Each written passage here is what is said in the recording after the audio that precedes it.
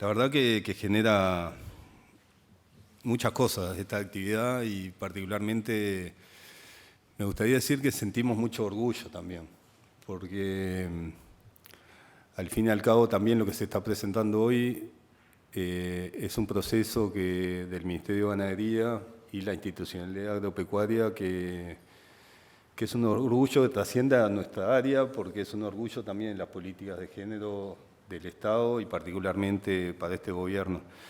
Entonces, hoy es un día que se cruza mucho sentimiento, porque al fin y al cabo cuando hablamos de una política de género, lo que hay atrás es sentir mucho de los sentimientos duros, pero también de los buenos. Entonces creo que hoy hay que marcar eso en una cuestión de mucho sentir. A mí me gustaría, no sé, Paula, cómo estamos de tiempo, porque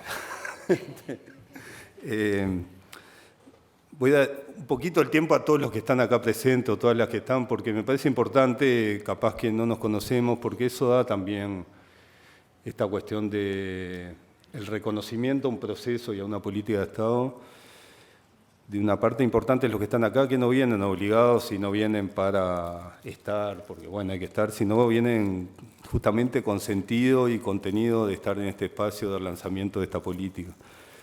Entonces, recién se fue, pero estaba presente, que me parece bien importante, Pablo Cayani, que es el presidente de la ANEP, porque justamente esto también forma parte de una perspectiva de la educación, la formación, un componente de esta política son los cambios culturales, y un proceso de cambio cultural indudablemente estaba bueno que está la ANEP presente, mi compañera subsecretaria del Ministerio de Transporte y Obras Públicas, y habrá tanto para trabajar con el Ministerio en lo que es la caminería particularmente, pero que la caminería asociada también a los derechos de la población del medio rural.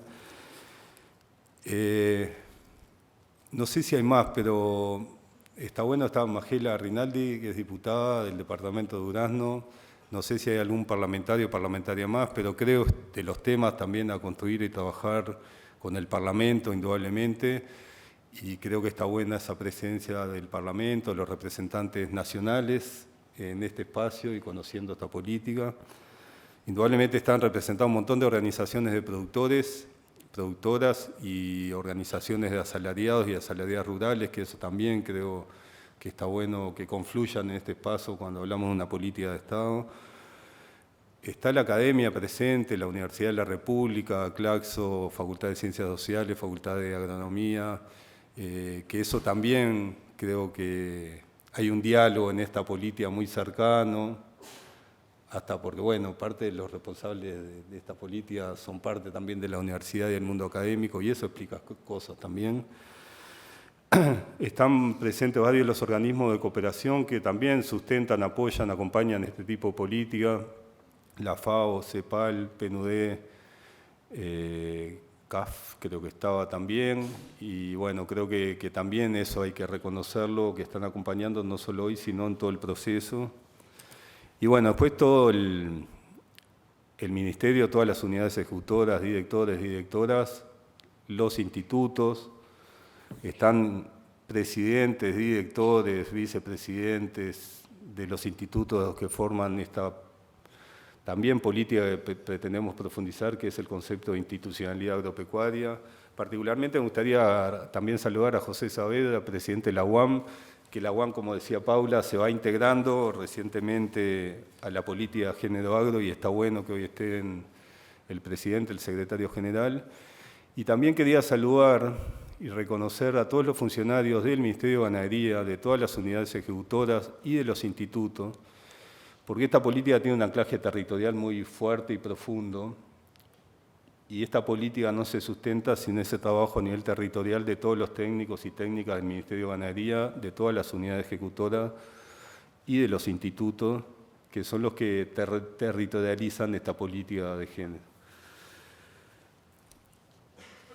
Como ya hablaron bastante mis compañeras de mesa, y sí, y además mucho más ordenadas que yo, todas con hojas impresas y un texto.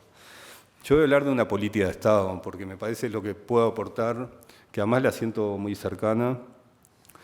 Y antes, bueno, creo que indudablemente hay que reconocer a la unidad de género, a Paula, que ya fue reconocida, pero también a Patricia.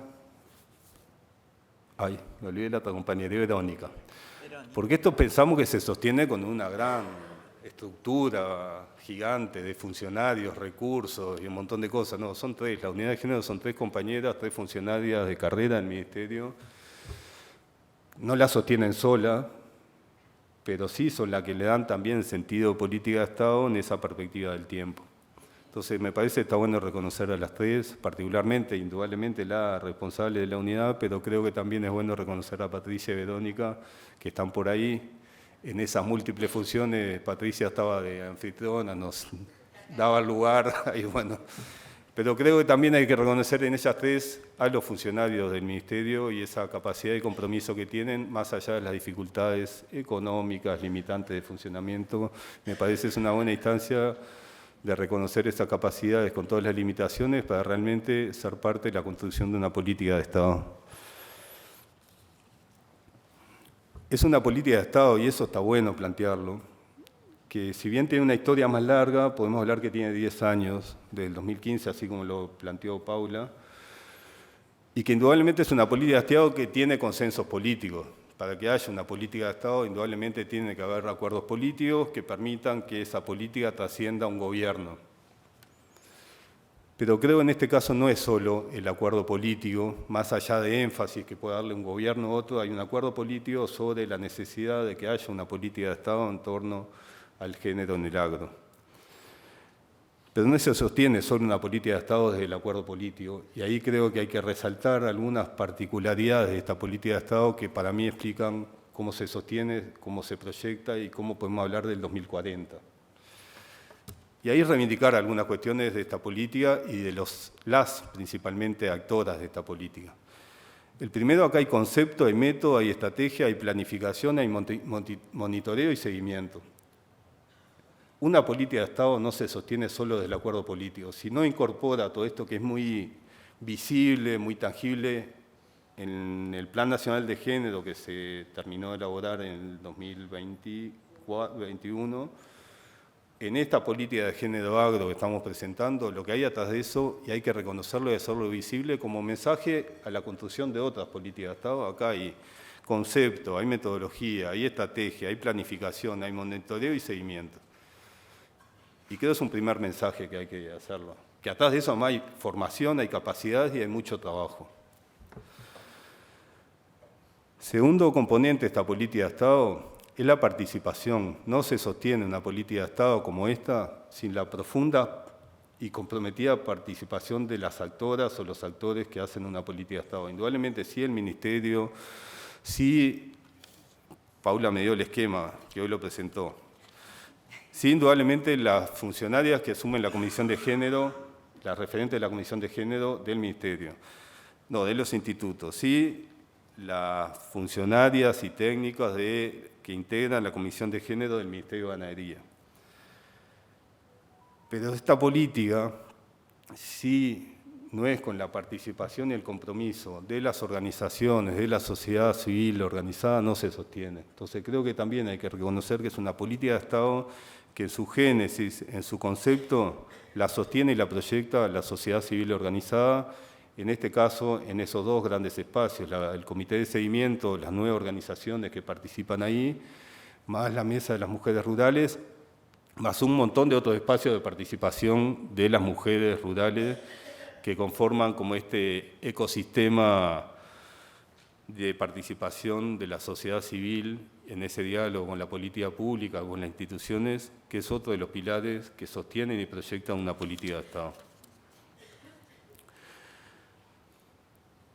Desde ahí también, y para mí es fundamental en una política de Estado, y en este caso, desde la sensibilidad y particularidad de una política de género, es una política de Estado que ha logrado construir un lenguaje, un relato, una forma, que ha permitido que las organizaciones, la sociedad, se sientan parte y se sientan propias de esta política. Acá no hubo imposición de conceptos, de mensajes, sino que en realidad fue una construcción en el tiempo en la cual la sociedad civil, en conjunto con las instituciones, fueron construyendo un lenguaje, un relato, un sentido común, y termina siendo una política de Estado, no de imposición, sino de apropiación de los actores de esta política. Y eso explica capaz de por qué en el sector agropecuario se ha logrado construir una política de género 10 años que la proyecta al 2040, porque justamente se ha logrado construir ese relato común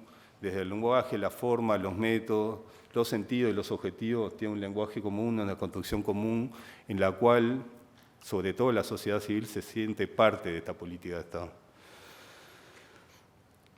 Para cerrar, una política de Estado se sostiene, bueno, me quedan 2 cosas más. Cuando los desafíos y los compromisos de la política de Estado aspiran a una profunda transformación, y eso está claro, se presentó hoy, se presentó en el Plan Nacional de Género.